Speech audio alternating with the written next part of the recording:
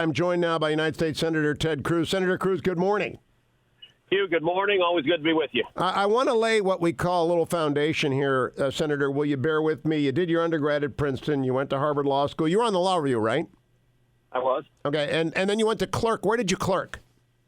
I clerked on the Fourth Circuit for Judge Michael Ludig, and then clerked on the Supreme Court for Chief Justice Rehnquist. Okay, so after you clerked, can you tell us what other job you held before you became a United States Senator?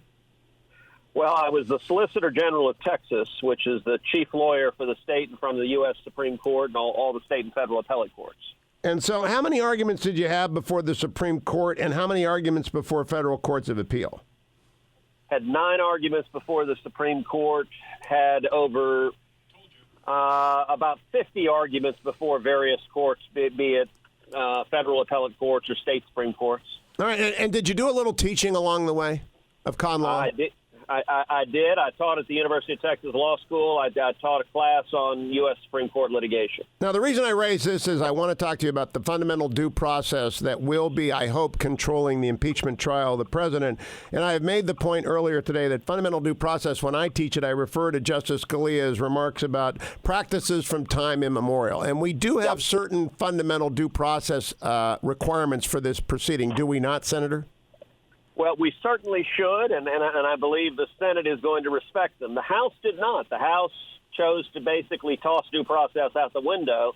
The Senate, I'm confident, is going to do a lot better on that front. I want to go to my conclusion and hear what you argue. First of all, I don't think there should be any witnesses because I do not think they have crossed the threshold of credibility. But if there are witnesses, I believe whoever is the first mover for a witness, you must allow the other side to have an answering witness.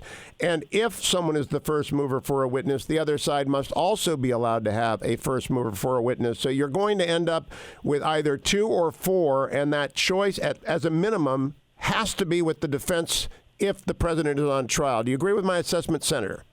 I think you're absolutely right that how the Senate conducts itself needs to be even-handed. It needs to be fair. It needs to give both sides a full opportunity to be heard. It needs to respect due process. As it concerns witnesses, I'm open to the possibility of the Senate hearing witnesses, in particular because the way the House conducted itself, it was a one-sided show trial on the House side. They denied the minority the ability to call witnesses in the House. That was contrary to the precedents that were set with both the Clinton impeachment and the Nixon impeachment. House Democrats this time decided it was only going to be one-sided. They'd only bring prosecution witnesses. They wouldn't allow the White House to cross-examine them. And so it was entirely a one-sided deck of cards. In the Senate, if the president wants to call witnesses in his defense, I believe the Senate should let the president do that. If the Senate wants to call Hunter Biden, if the Senate wants to call the whistleblower, due process dictates that he have the opportunity to present his defense. And I think you are certainly right. That is even more so true if the Senate decides to allow the prosecution to call yet more witnesses. After all the witnesses they had in the House, they now want to call more witnesses. Well, I don't know if there are going to be 51 votes to do that or not. But at a minimum, what you just said, I think, is absolutely right, which is if the prosecution calls witnesses, the defense needs to be able to call at a minimum an equal number of witnesses, and witnesses of their choice, not the witnesses that Chuck Schumer wants the White House to call, but the witnesses the president wants the White House to call. And I think we will see the Senate follow the principles of due process and then conduct a fair trial. That's what our responsibility is. Now, Senator, I want to belabor the point because I'm trying to explain this to Steelers fans and to Michigan fans. So we're going to go real slow. By first mover, I mean if the House managers, who are the prosecutors here, demand a witness and the Senate allows that, that witness will be John Bolton. And what you've just said is the president's defense team will be able to call a witness of their choosing, which I assume would be either the whistleblower or Hunter Biden. But I also believe that due process would oblige the Senate that if the House managers are granted the right to call a witness, if they're the first mover for a witness, that the president get the right to be the first mover for a second round. In other words, round for round. If you want a round, fine, but we get a round. And that would mean a minimum of 2 witnesses for the president. Democrats wouldn't have to answer, or the House managers wouldn't have to answer. Do you agree with my assessment? I'm just working off of fundamental fairness, the due process. You're not going to find this in the Senate rules as they exist currently, but I think you're going to find this tradition of one for one deeply embedded in our law.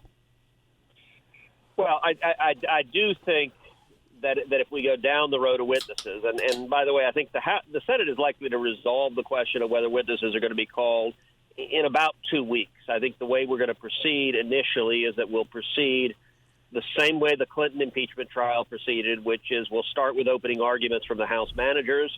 We'll then move to opening arguments from the White House defense team, and we'll then move to questions from the senators. Now it's different from what some folks might expect in that under the Senate rules and impeachment, senators are not allowed to speak in open session. That means that you're not going to be seeing me going 15 rounds head-to-head with Elizabeth Warren arguing this on the floor of the Senate. Much as we would like to see that. We would love to see that. Ready. I would enjoy that very much, but instead, the way the questions are going to be handled, senators write their questions, submit them in writing, and then the Chief Justice asks the questions on our behalf. So it's a bit of an unusual process.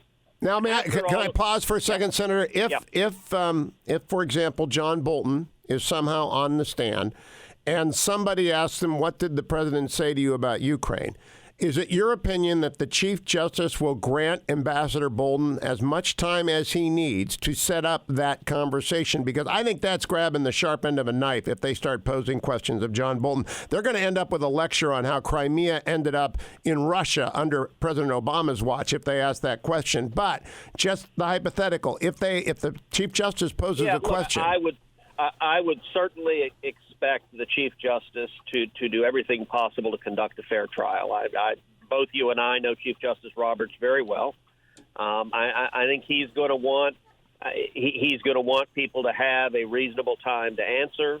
He's not going to want people just to be badgered. He's not going to be interested in a lot of gamesmanship. Now, that being said, I don't expect him to keep a tight hand on the reins controlling the trial, if for no other reason than this is a trial unlike any trial you or I have ever been a part of, because every question of law, every question of fact is ultimately decided by 51 senators. And so whatever the Chief Justice rules on any question, 51 senators can overrule him immediately. That is not the way it works in any other trial court.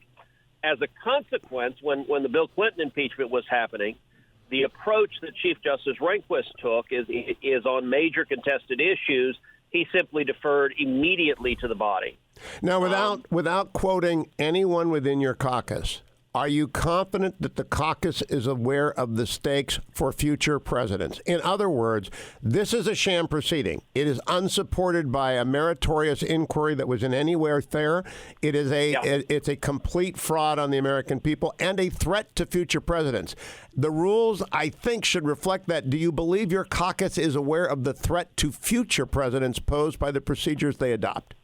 I think there are certainly a significant number of senators who are aware of that. I can't necessarily say everybody, but that has been an issue we have discussed at great length. And you are right that on the face of this, the articles of impeachment voted out by the House don't meet the bare thresholds. The Constitution sets the standard for impeachment. Impeachment of a president lies when the president has committed treason, bribery, or other high crimes and misdemeanors. And on the face of it, these articles of impeachment do not allege treason, bribery, or other high crimes or misdemeanors. In fact, they don't allege any criminal conduct whatsoever. It's the first time in the history of our country a president has been impeached without an allegation of criminal conduct. They don't allege the president violated any criminal law. They don't even allege he violated any civil law. They don't so much as allege that he had a speeding ticket.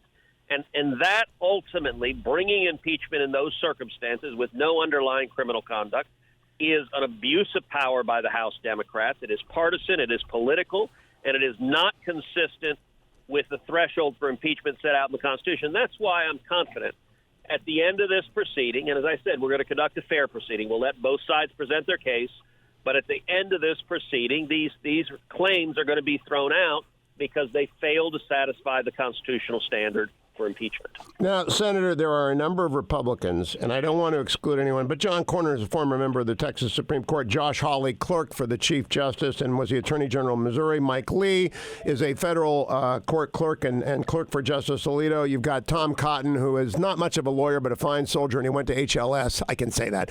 And so I'm just curious, do the members of the caucus defer to those of you like you who've got 9 arguments before the Supreme Court and 50 courts of appeal argument and actually are deeply versed in these matters? Well, look, I mean, every senator believes he or she knows what the Constitution says and has their own judgment.